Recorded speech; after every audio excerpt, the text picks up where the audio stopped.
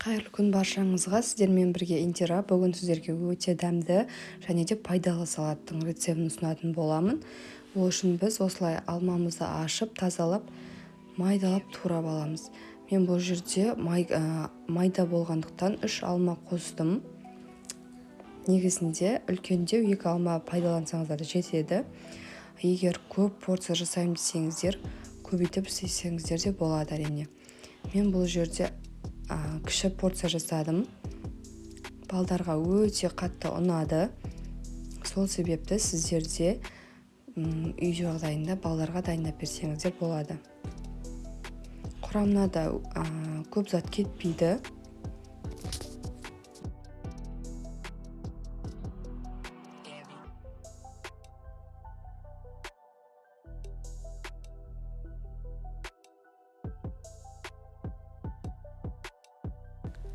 Мына осылай грецкий орехімізді майдалап турап аламыз барлығын.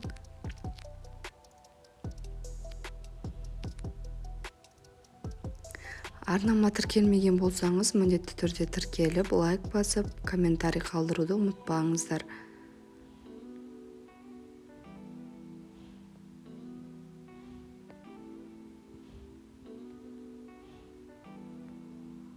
Міне осыдан соң қызылшамызды турап аламыз.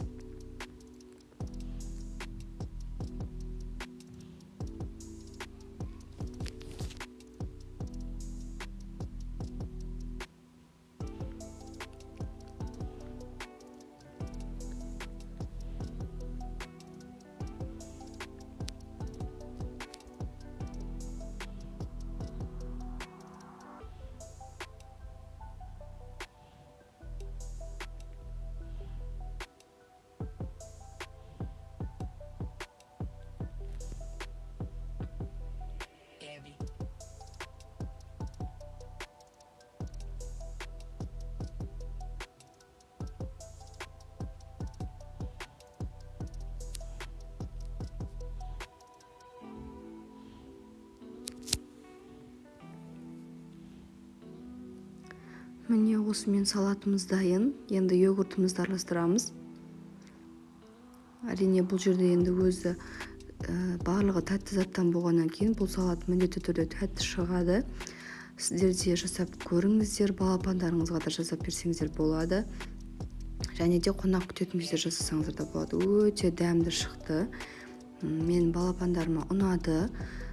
Қонақ келсе де ұсына берсеңіздер болады. Міндетті түрде жасап көріңіздер. Видео ұнаса, лайк басып, поделиться бөлімшесін басып, WhatsApp, Instagram группаларында бөлісіп қойсаңыздар болады әрине.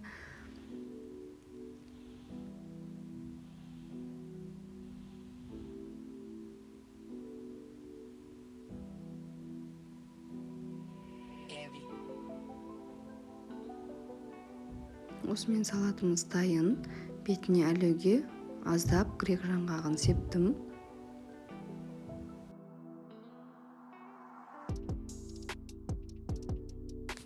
Назарларыңызға рахмет, ас болсын.